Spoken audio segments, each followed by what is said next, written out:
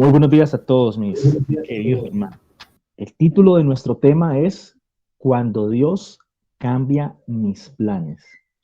Y justamente como lo mencionaba el pastor, estamos en una época de cambios, cambios sociales, geopolíticos, inclusive cambios en nuestra iglesia. Y pues para nadie es un secreto la situación actual del mundo, la amenaza que en cierta forma representa una guerra entre potencias nucleares, y de cierta forma a todos nos da algo de nerviosismo, saber pues en qué podría parar la situación y lo que está pasando. Pero también para tranquilidad de nosotros, y sobre todo nosotros los que somos creyentes, nosotros entendemos que Dios tiene un plan. O sea, Dios tiene un plan con la humanidad. Y ni el señor Vladimir Putin, ni la OTAN, ni los chinos, ni nadie va a cambiar el plan que Dios tiene con, eh, con la humanidad. Así que, por mucho que lleguen noticias y los medios de pronto quieran asustarnos, entendemos que esta no es la destrucción del mundo. Es decir, este mundo que conocemos no se va a acabar con una o dos bombas nucleares, sino que Dios tiene un plan que ya nos lo ha contado. Y no es el tema de hoy, pero hacemos el paréntesis porque me parece pertinente. Definitivamente, si estamos en los tiempos cercanos a la venida del Señor, pues muy seguramente lo que vamos a ver es un fortalecimiento de Rusia, no tanto que vaya a quedar bloqueada por todas las sanciones que le están imponiendo, sino que antes por el contrario, va a salir súper fortalecida de esto, riéndose de todo el mundo, y se van a cumplir otros planes de una lucha que va a haber por ahí contra Israel más adelante. Pero si no estamos en esos tiempos aún, que puede haber la posibilidad, entonces este conflicto, por el contrario, Rusia podría, digamos, salir muy afectada de la situación. Todas sanciones económicas podrían afectarla bastante y, digamos, salir mal de todo esto. Digamos que el tiempo nos dirá hacia dónde van tomando el curso de las situaciones. Ahora, nosotros como creyentes tenemos que tener, digamos, la confianza, la certeza de que Dios tiene un plan y que todo lo tiene bajo control. Y que nada de lo que pasa se está saliendo de sus planes, de su control o de lo que Él ha determinado para la humanidad. De cierta forma, cuando llegó la amenaza del COVID, digamos que también llegó una amenaza que entre comillas nos podría acabar a todos. Y claro, lastimosamente muchas personas han perdido la vida por, por esta pandemia. Muchas personas pues resultaron enfermas, incluso hermanos nuestros de la iglesia. Pero finalmente los planes del Señor continúan, aquí estamos. Y esa pandemia implicó que estuviéramos por pues, casi 2 años sin podernos reunir, sin poder hacer reuniones, y de cierta forma podríamos decir que el curso de la iglesia se estaba interrumpiendo. Pero aquí estamos, los planes del Señor continúan. Entonces, pase lo que pase, sabemos que Dios tiene planes, y Dios tiene un plan desde antes de la fundación del mundo para cada uno de nosotros. Vamos a leer lo que dice la palabra de Dios en Jeremías 29:11. Dice así la palabra de Dios, Jeremías 29:11. Dice, pues yo sé los planes que tengo para ustedes, dice el Señor. Son planes para lo bueno y no para lo malo, para darles un futuro y una esperanza. Dice también en Proverbios 19:21, dice, puedes hacer todos los planes que quieras, pero el propósito del Señor prevalecerá. Y para cerrar la idea sobre la cual nos queremos basar hoy, vamos a leer Romanos 8:28. Dice así, y sabemos que Dios hace que todas las cosas cooperen para el bien de quienes lo aman y son llamados según el propósito que Él tiene para ellos. Listo. Estos versículos nos muestran a un Dios ejerciendo un liderazgo activo, no pasivo, sobre la humanidad, pero sobre todo ejerciendo un liderazgo activo y una planeación sobre aquellos que lo aman, sobre aquellos que han decidido creer en Él y sobre aquellos que Él ha definido un propósito. No quiere decir esto que con las personas que no lo conocen, pues Dios no pueda cambiar los planes, porque en muchas historias bíblicas vimos que Dios cambió planes, así como en el faraón o en los faraones, y Dios establece un plan y Dios ejecuta su plan. Pero este tema en particular que vamos a empezar a revisar hoy, quiero que lo tomemos muy personal, cada uno de nosotros. Porque así como dice aquí Proverbios, dice, puedes hacer todos los planes que quieras, pero el propósito del Señor prevalecerá. Y eso nos está hablando el Señor aquí que nosotros muchas veces planeamos y planeamos y pensamos en cosas para nuestra vida. Y cuando dice aquí que el Señor cumplirá su propósito o el propósito del Señor prevalecerá, no nos está diciendo que debemos ser ciegos y no debemos pensar en el futuro. Por ejemplo, yo cuando entro a estudiar una carrera, una especialización, cuando hago una planeación de mi trabajo, pues estoy haciendo en cierta forma planes y planes para mi futuro. Y Dios no nos está enseñando aquí de forma retrógrada de que nosotros no podemos hacer planes. El contexto de la enseñanza es que nosotros debemos incluir al Señor en nuestros planes. Eso es lo mejor. ¿Y por qué lo debemos incluir? Porque hay una promesa en Jeremías, que fue la que acabamos de leer, que los planes que el Señor tiene para nosotros son de bienestar, son para lo bueno, para tener esperanza. La Biblia también nos dice que hay caminos que al hombre parecen rectos, pero su fin es camino de muerte. Nosotros no podemos ver hacia futuro. Nosotros no podemos saber lo que nos va a pasar mañana. Yo creo que nadie, cuando comenzó el 2022, se imaginaba que íbamos a estar al borde de una tercera guerra mundial. Digamos que nadie lo sabía. En el 2019, cuando apenas se empezaba a dar los primeros contagios del COVID, pues el mundo no se imaginaba que después de tantos años y siglos de las pandemias, otra vez con todo nuestro avance científico y tecnológico, íbamos a estar inmersos en una situación como esa. Es decir, nosotros no conocemos el futuro, no sabemos lo que va a pasar mañana. No sabemos si, es decir, es como si empezaran a haber noticias y cada vez las noticias son más graves. Primero hablamos de una pandemia, hoy estamos hablando de una guerra. Y nosotros a veces hacemos planes y cosas, y yo quiero hacer esto, y yo quiero hacer lo otro. Imagine que hubiera habido, no sé, solo coloco un ejemplo, algún creyente que, digamos, 6 meses atrás estuviese pensando en establecerse, un ejemplo, en Ucrania porque vio que habían oportunidades laborales, oportunidades de estudio, y entonces dijo, yo me voy y pase lo que pase, llégueme el agua donde me llegue, yo me voy para allá. Es un ejemplo. Si esa persona no cuenta con el consejo de Dios, que quizás le hubiera dicho, no es el tiempo de viajar, no es el tiempo de irse para allá, porque se viene una situación difícil en ese país, y esa persona va y hace su propia voluntad, pues seguramente la estaría pasando mal en este momento. Esto es solamente un ejemplo para que entendamos por qué en nuestros planes, en nuestro día a día, en toda nuestra planeación, vale la pena incluir al Señor. El Señor sí conoce exactamente lo que va a pasar. El Señor dice, en los tiempos previos a mi venida, oirás de guerras y rumores de guerras. Pero Él dice muy claramente, pero ojo, este todavía no es el fin. Después vendrán cosas peores. Entonces nosotros decimos, venga, cada año las cosas son como una noticia precede a la otra y la siguiente cada vez es peor. Entonces, ¿qué viene ahora? Nos podría generar esta incertidumbre. ¿Qué va a pasar ahora? Pues estamos hablando ahora de una guerra.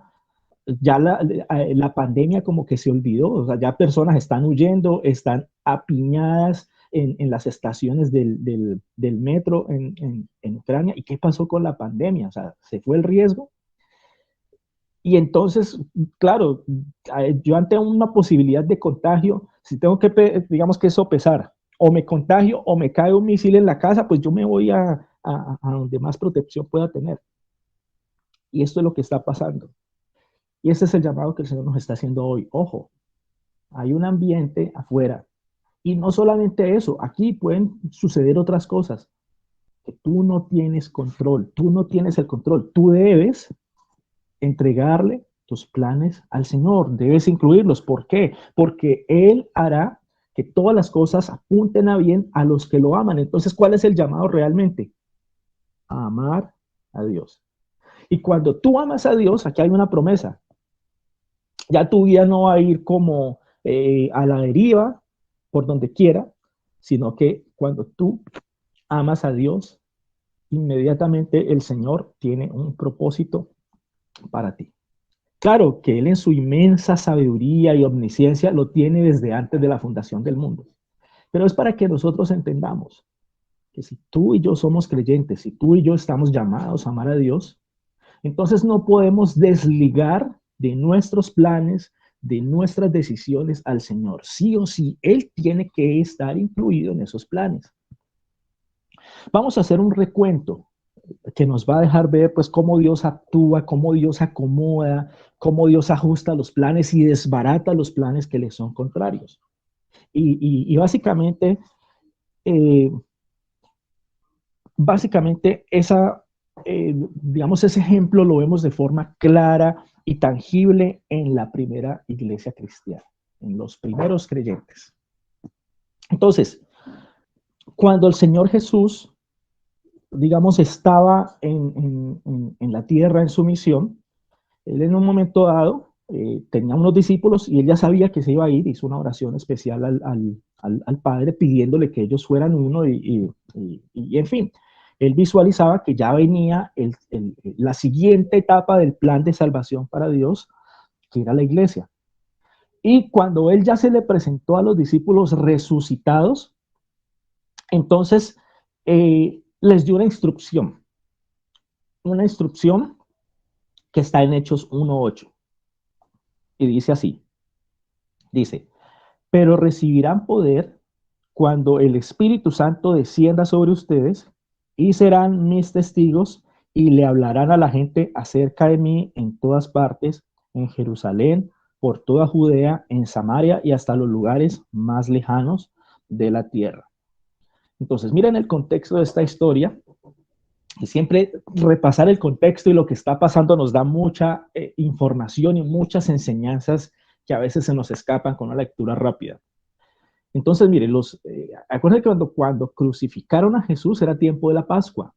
Entonces, todas las comunidades, todas las personas de Israel tenían que hacer una peregrinación hacia Jerusalén. Es decir, esa época era una época de concentración de muchos turistas, por así llamarlo, mucha gente de otras regiones y todos estaban en Jerusalén. Entonces, cuando el Señor resucita, o sea, cuando el Señor resucita, empieza, digamos, a comunicarse con sus discípulos, les hizo varias apariciones, y lo normal es que ellos hubieran regresado a la región de la cual eran. Porque ellos no vivían en Jerusalén, sino que eran de una región llamada Galilea, por así decirlo, otro departamento.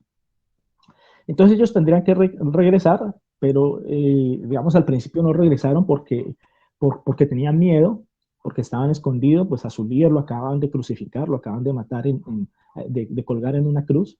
Entonces ellos al principio estaban escondidos. Pero después cuando ellos se pensaban ir, entonces el Señor les da otro plan. Y dicen, no señores, venga, quédense en Jerusalén.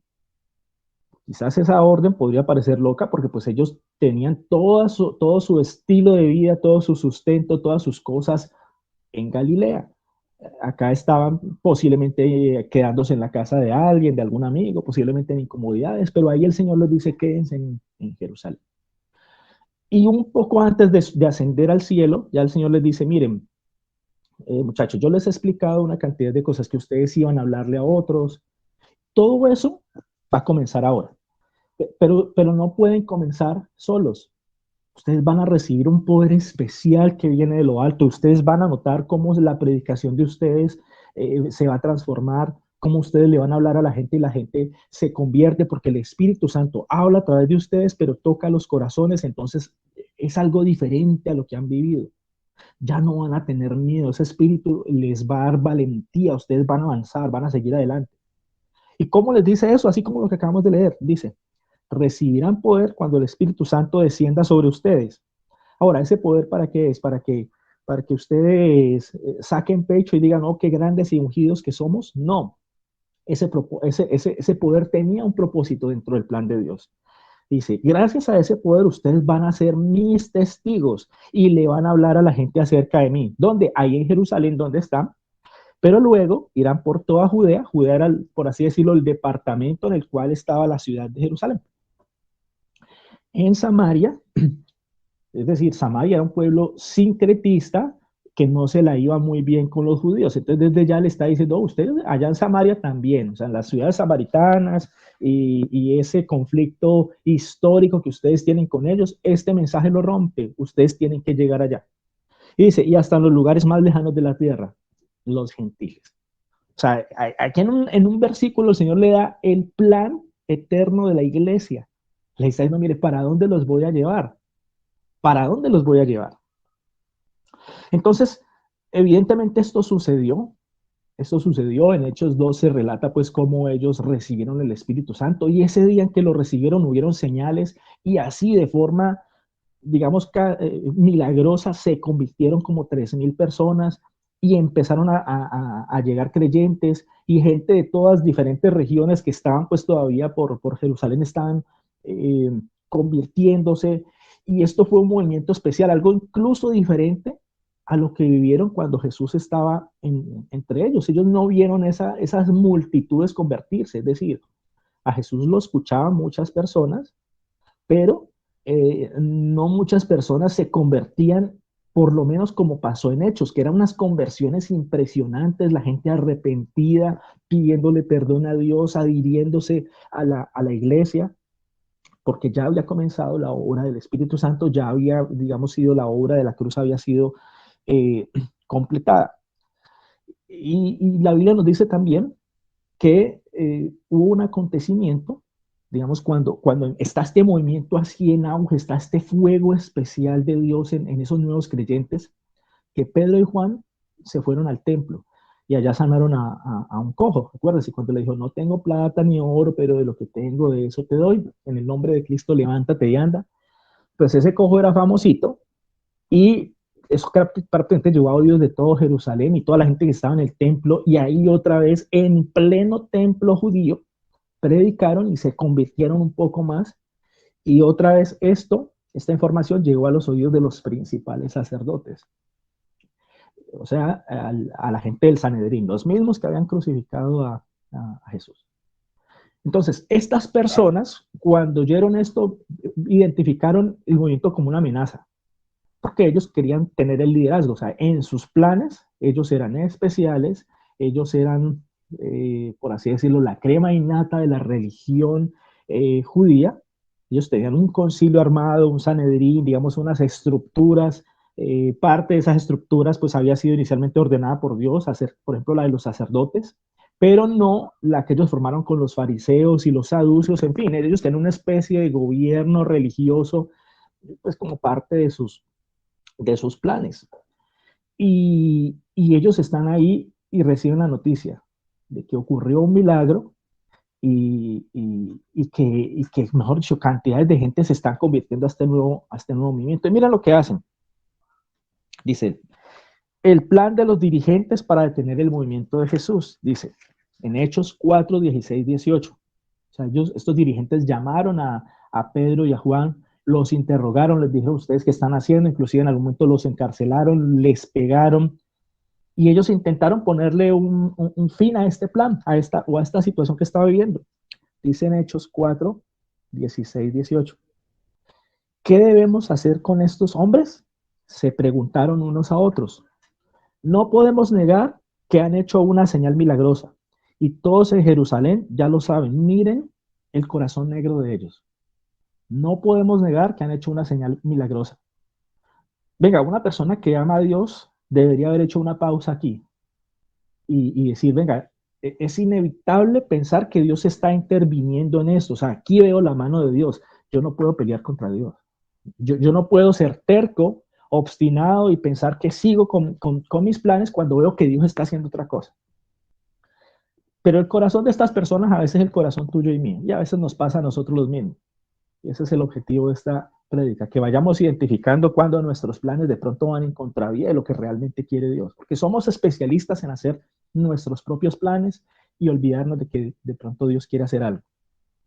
Dice en el 17, así que para evitar que sigan divulgando su propaganda aún más, tenemos que advertirles que no vuelvan a hablar con nadie en el nombre de Jesús. Dice, entonces llamaron nuevamente a los apóstoles y les ordenaron que nunca más hablaran ni enseñaran el nombre de Jesús. ¿Y ellos qué dijeron? Listo, vamos a amenazarlos, vamos a pegarles, vamos a manejar las cosas como las hemos manejado toda la vida, cuando ellos querían silenciar a alguien, aprovechar, abusar de su poder, y vamos a callarlos.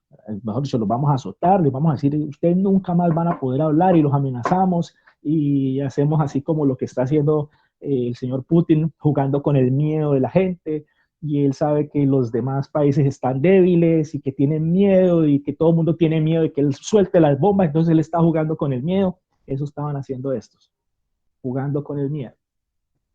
Y ellos que dijeron, pues ya ganamos. ¿Y qué pasó? Miren los discípulos cómo asumieron esta situación.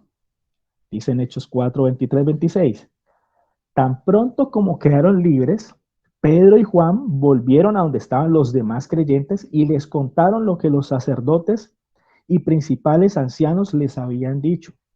Cuando los creyentes oyeron las noticias, no eran buenas noticias para nada, pelear contra el poder político y religioso de la época, pues mire, ¿en qué quedó lo de Jesús? Lo crucificaron. O sea, esa gente realmente tenía poder. Dice, cuando los creyentes oyeron las noticias, todos juntos alzaron sus voces en oración a Dios. Esto es un ejemplo, esto es una cachetada para nosotros. Porque a veces cuando recibimos noticias difíciles, noticias preocupantes, en el último en el que pensamos es en nuestro Dios. En lo último en lo que pensamos es que Dios quizás tenga un propósito y tal vez esta situación sea parte de su propósito para corregir algo, para mejorar algo, o tal vez esta situación nunca, los peligros que representa esta situación nunca se vayan a dar porque están en contravía de los planes de Dios. ¿Qué hicieron los primeros creyentes aquí? Apenas escucharon la noticia de que los principales sacerdotes, la gente durísima de Israel en ese entonces en términos religiosos, estaba amenazando y diciendo que no podían hablar nunca más de Jesús. Dice, alzaron sus voces en oración a Dios. Y mire, estos creyentes, ¿qué le pidieron? ¿Qué le dijeron? Señor, permítenos tener nuestro alimento, que nosotros seamos prosperados, que recibamos muchas casas. No, miren qué oraron. Dice, oh Señor soberano, creador del cielo y de la tierra. Le está diciendo, tú eres el rey, por encima de ti no hay nadie. Esa es la esperanza que están colocando con esta oración. Del mar y de todos los que en ellos hay. Hace mucho tiempo tú hablaste por el Espíritu Santo mediante nuestro antepasado David, tu siervo, y dijiste, ¿por qué estaban tan enojadas las naciones? ¿Por qué perdieron el tiempo en planes inútiles? Los reyes de la tierra se prepararon para la batalla. Los gobernantes se reunieron en contra del Señor y en contra de su Mesías. Ellos inmediatamente se acordaron de esto, de esta palabra, y identificaron inmediatamente este versículo que había sido dado en las Escrituras a través de David. Ellos dijeron, esta es la situación que nos está pasando. Esta es la situación.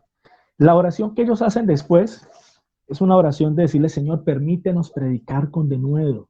Permítenos que esto que esta gente está planeando no se dé, que este plan se les desbarate y que nosotros realmente podamos ir y predicar y cumplir tu propósito. Ellos le pidieron eso. ¿Qué quiere decir? Que pidieron conforme al Espíritu Santo, pidieron conforme a la voluntad de Dios. ¿Y por qué lo hicieron así? Si nosotros repasáramos, pues, cómo estaban viviendo los primeros creyentes en... Perdón.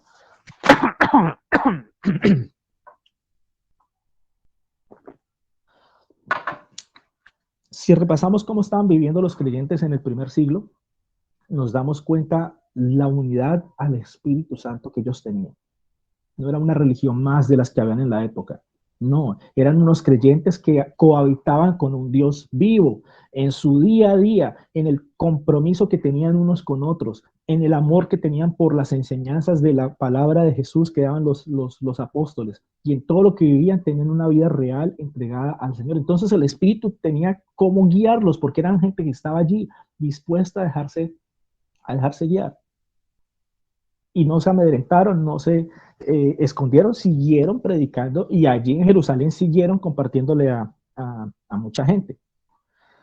Entonces, después de eso, viene la historia, digamos cronológicamente, viene la historia que hemos escuchado como el martirio de Esteban. Entonces, en algún momento, pues la iglesia ya estaba creciendo mucho, definieron unos sirvientes, Esteban era una de esas personas que iba a ayudar a servir y todo eso, pero era tremendo hombre de Dios, y él estaba predicando en la calle, en Jerusalén, acerca de Jesús, y se hizo uno de los resúmenes más especiales que hay en el Nuevo Testamento sobre los acontecimientos del Antiguo Testamento. Esto está en Hechos 7. Y, y hizo tremenda predicación y finalmente llamó al arrepentimiento a la gente y le dijo, ustedes son los que crucificaron a Jesús. Y bueno, él murió como mártir, apedreado, murió cumpliendo el propósito del Señor, que era compartir la palabra.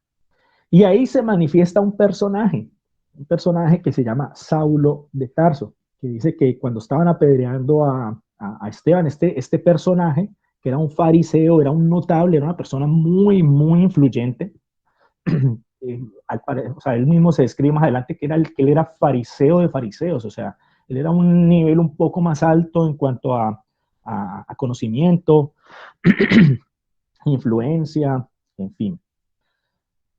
Y en Hechos 8, 1, 4, la Biblia nos muestra que este hombre, que este notable, eh, tenía un plan. Él dijo, no, esto ya nos está saliendo de las manos. Esa actitud pasiva que tomó el concilio de llamar a Pedro y a Juan y prohibirle y amenazarlo, eso no sirvió. Tenemos que pasar a la acción, tenemos que pasar al siguiente paso. Entonces, ¿qué hizo? Miremos. Dice en Hechos 8, 1, 4. Dice, Saulo fue uno de los testigos y estuvo totalmente de acuerdo con el asesinato de Esteban. Ese día comenzó una gran ola de persecución que se extendió por toda la iglesia en Jerusalén. Ellos todavía estaban en Jerusalén. Dice, todos los creyentes, excepto los apóstoles, fueron dispersados por la región de Judea y Samaria. Entonces eran nuevos creyentes y, y estaban siendo una persecución impresionante, pues como nunca antes había sido vista. Dice en el 2, con profundo dolor, unos hombres consagrados enterraron a Esteban. Dice, y Saulo iba por todas partes con la intención de acabar con la iglesia. Iba de casa en casa y sacaba a rastras tanto a hombres como a mujeres y los metía en la cárcel. Así que los creyentes que se esparcieron predicaban la buena noticia acerca de Jesús a donde quiera que iban. Mire la situación tan difícil como se puso esto. Muchos nuevos creyentes habían en Jerusalén, estaban los apóstoles todavía allí. Y este Saulo empezó a liderar la persecución. Él fue el líder de la persecución. Y no le bastaba con perseguirlos en las calles cuando estuvieran hablando por ahí, dice, iba de casa en casa, es decir, no había un rincón seguro en Jerusalén en esa época. La situación era terrible y los sacaba a rastras, los sacaba arrastrados, los llevaba a la cárcel. O sea, era una situación supremamente complicada para los nuevos creyentes. Entonces, digamos que la mayoría de estos nuevos creyentes se empezaron a dispersar, se empezaron a ir de Jerusalén. ¿Y qué pasó en esa dispersión? A donde llegaban, empezaron a predicar. Llegaron a predicar a Samaria y llegaron a predicar a la región de Damasco y a todos esos pueblos que eran griegos, y entonces empezó un movimiento. Entonces Saulo se da cuenta de esto. Dice, venga, los estoy persiguiendo en Jerusalén y ahora esto se nos salió de las manos. Porque los perseguí aquí, ahora se fueron y ya están llegando las noticias de que esta gente está hablando y convirtiendo gente a este movimiento fuera de las regiones. Y entonces, ¿él qué hizo? Él continuó con su plan. Él dijo, bueno, los perseguí aquí en Jerusalén y se me fueron, entonces los voy a perseguir allá. O sea, él estaba obstinado con acabar el cristianismo. Obstinado. O sea, no me importa nada, yo voy ahora pues no pude acabar con este movimiento aquí en Jerusalén, pero me voy a perseguirlos por todas partes. Emprendió una batalla firme con ellos. Y mire qué hizo. En el 9:1-6 dice, mientras tanto, en el 9:1-6, Hechos 9:1-6, dice, mientras tanto, Saulo pronunciaba amenazas en cada palabra y estaba ansioso por matar a los seguidores del Señor. Así que acudió al sumo sacerdote, le pidió cartas dirigidas a las sinagogas de Damasco para solicitar su cooperación en el arresto de los seguidores del camino que se encontraban ahí. Su intención era llevarlos a hombres y mujeres por igual de regreso a Jerusalén encadenados. Él dijo, yo los que fueron los traigo otra vez y aquí en Jerusalén acabamos con el problema. ¿Y por qué Saulo pidió esta carta del sumo sacerdote? Porque él quería llegar a la sinagoga con un documento legal, o sea, ahí muestra el carácter legalista que tenía Saulo. O sea, él no llegó con su propia cuenta, sino que él quería llegar respaldado a esa sinagoga, hablar con el director y decirle, señor, o al rabino, director de la sinagoga, y decirle, hagan el favor, vamos a poner a toda su comunidad judía en este propósito. Hay un movimiento nuevo que se llama cristianos, que los necesitamos acabar, así que yo vengo con carta del sumo sacerdote, nada menos y nada más, la máxima autoridad en Israel del judaísmo. Vengo con carta de él y ustedes tienen que ponerse todos al servicio de este plan, a dejar lo que estén haciendo, vamos a acabar con todo este movimiento. Y esa carta efectivamente la tuvo. ¿Y qué pasó? Dice, al acercarse a Damasco para cumplir esa misión, una luz del cielo de repente brilló alrededor de él. Saulo cayó al suelo y oyó una voz que decía, Saulo, Saulo, ¿por qué me persigues? ¿Quién eres, Señor? Respondió Saulo. Yo soy Jesús, a quien tú persigues, contestó la voz. Ahora levántate, entra en la ciudad y se te dirá lo que debes hacer.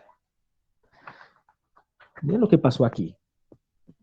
Y digamos, de esta enseñanza se deriva el título de nuestra charla de hoy, cuando Dios cambia mis planes. Definitivamente, Saulo enceguecido pensaba que estaba actuando bajo el criterio de Dios. O sea, cuando él está persiguiendo a los cristianos en Jerusalén, cuando él los quiere salir a perseguir por todas las regiones, por todo el mundo, para traerlos encadenados a Jerusalén y allá juzgarlos y si es posible matarlos y condenarlos y acabar el movimiento, él se imaginaba que eso estaba bien, o sea, que eso era un servicio para Dios, pero se estrelló radicalmente con ese plan y resulta que el mismísimo Dios lo tenía a él dentro de los planes, no lo había desechado. O sea, él era un fariseo, una persona, digamos, con mucho conocimiento, y los fariseos, pues, no le dirigían la palabra, ni siquiera se atrevían a mirar a un gentil. Y ya sabemos que el plan de Dios era que Saulo fuera cristiano, o sea, estaba detestando a los cristianos, y adicionalmente que iba a llegar a los gentiles, o sea, dos cosas opuestas a su formación, a su carácter, a lo que él era. O sea, un fariseo hablando a gentiles, nunca. Y ese fue el plan de Dios. Y Dios transformó ese plan. Ahora, todo este contexto, todo este repaso de la historia que muchos de los que estamos aquí nos sabemos, debe de cierta forma llevarnos a reflexionar, debe llevarnos a pensar qué tipo de planes estamos haciendo nosotros en este momento. Muchas veces en nuestra ignorancia, en la ignorancia de nuestro corazón humano que no ve más allá de lo que sí puede ver Dios, creemos que está bien, creemos que el plan pues es bueno y no involucramos al Señor en ese plan. No contamos con el Señor. Ahora, aquí viene una pregunta. ¿Cómo involucro al Señor en mis planes? Es decir, ¿cómo me doy cuenta que esto que yo estoy planeando pues sí es lo que Dios quiere para mí? Por ejemplo, tengo un trabajo y estoy pensando buscar otro. ¿Será que en eso debo incluir al Señor? ¿Será que eso es volverse religioso? O sea, que yo, cada paso que yo voy a dar, Señor, muéstrame tú lo que vas a hacer. o lo que decides para mí. Hay que tener en cuenta que incluir en los planes a Dios no implica que Dios vaya a tomar decisiones por ti, decisiones que tú debes tomar. Por ejemplo, eh, cuando nosotros, una persona está soltera y algún día quiere casarse, pues no podemos decirle que a Dios que escoja por nosotros. Y entonces, como usted escoge por mí, entonces yo no voy a mover un dedo para conquistar, estoy colocando el ejemplo, para conquistar a la chica porque es la que usted escogió para mí, entonces queremos que todo suceda mágico. No, esto no es incluir a Dios en los planes. De hecho, Dios, a los solteros, Dios no les va a escoger la esposa porque entonces, si algún día ya falla, vamos a hacer como Adán.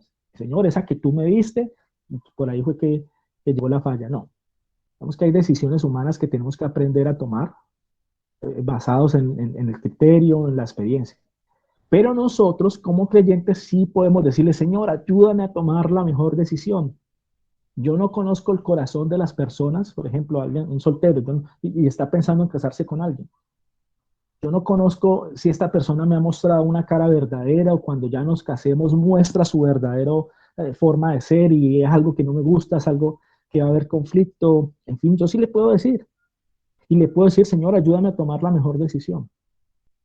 Y hay algo clave en la vida cristiana. No, Dios no siempre nos va a hablar de forma tangible, al oído, como quisiéramos. Que una vocecita nos hablara, mi hijo, haz esto, vete por aquí, vete por allá. No, generalmente así no pasa. Pero Dios tiene muchas formas de hablar. O sea, la Biblia dice que Dios habla de muchas maneras. Y no habla de la manera en que nosotros le impongamos. No es que, Señor, hoy quiero soñarme con la respuesta de este problema. No, acuérdense, Dios se comporta como un rey. Dios no se deja poner órdenes de nosotros. Él no se deja poner las condiciones de nosotros. Cada que Dios le habló a un profeta, a una persona en el Antiguo Testamento, fue Dios quien tomó la iniciativa de hablar. Y fue Dios quien determinó. Por ejemplo, él determinó que José se le iba a decir acerca del plan de Jesús y de que María, su futura esposa, iba a quedar embarazada por obra del Espíritu Santo a través de un sueño. No se le apareció un ángel como se le apareció a María, por ejemplo. Dios determina cómo le habla a cada uno.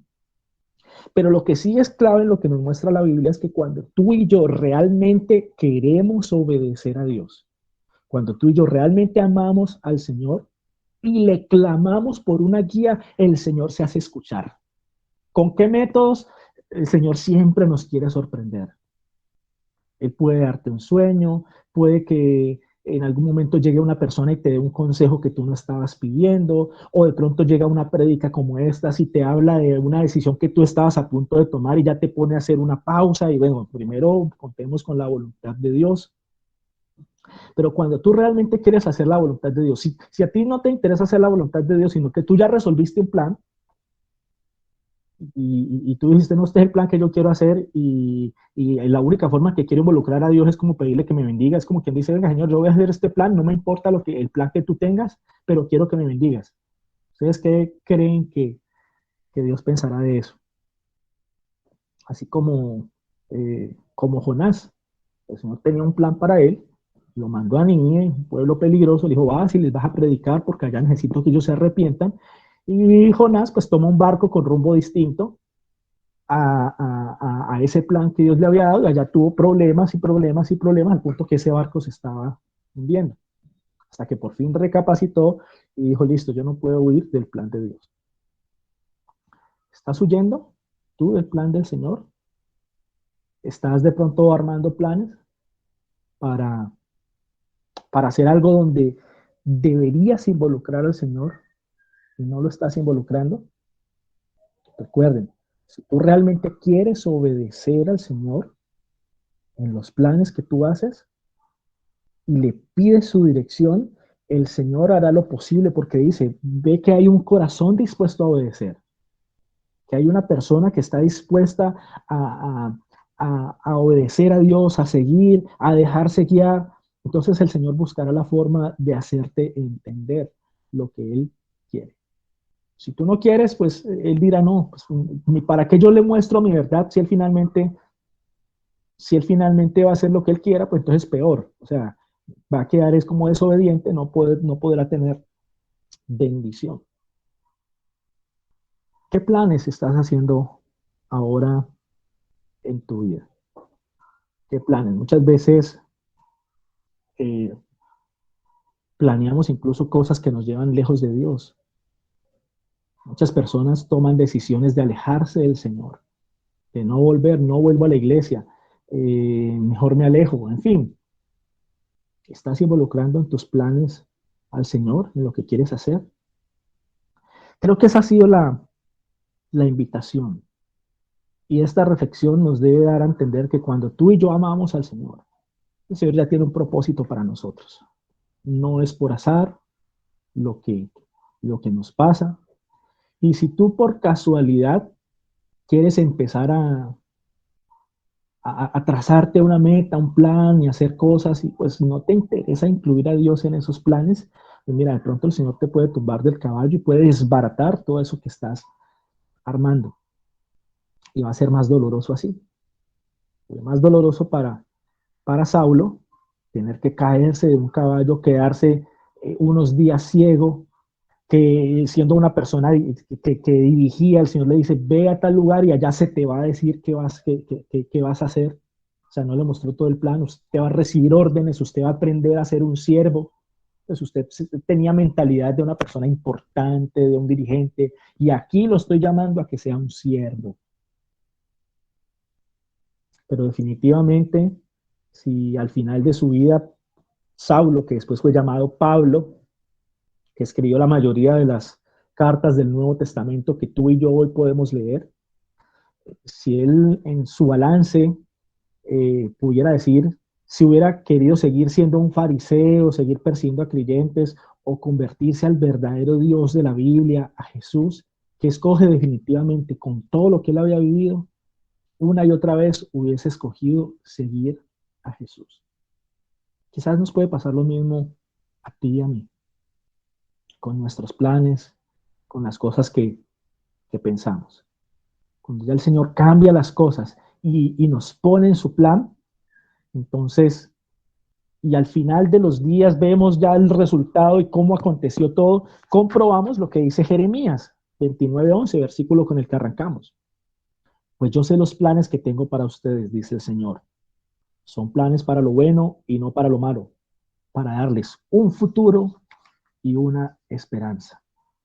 Claro, al final del camino, cuando ya Dios interrumpió, a veces suave o a veces dolorosamente nuestros planes, claro, comprobamos ese versículo. La invitación de esta prédica de hoy es a creer en este versículo antes de armar el plan, antes de cambiar las cosas, antes de. Cree que los planes del Señor son digamos, dan esperanza y, y son planes para lo bueno, que son lo mejor que nos puede pasar.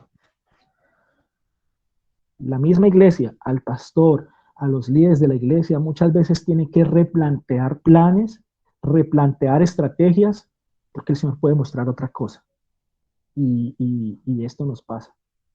Entonces, veamos ahora en este nuevo camino en el que el Señor nos está llevando, en medio de una época supremamente difícil, una época de crisis geopolítica, temas de violencia en nuestro país, porque está la violencia desatada, robos, asesinatos.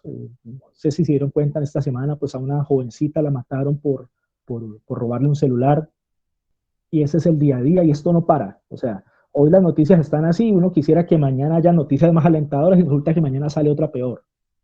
Entonces, en medio de esta situación, la gente que no conoce al Señor busca esperanza. Y a veces la iglesia está dormida. A veces la iglesia, y hablo en términos generales de la iglesia cristiana, es como más buscando la comodidad. Yo quiero estar es cómodo, reunirme cuando yo pueda, levantarme y participar de la reunión con el desayuno en la mesa y pensamos en la comodidad. Y el Señor no está pensando en comodidad. El Señor tiene un plan para ti y para mí.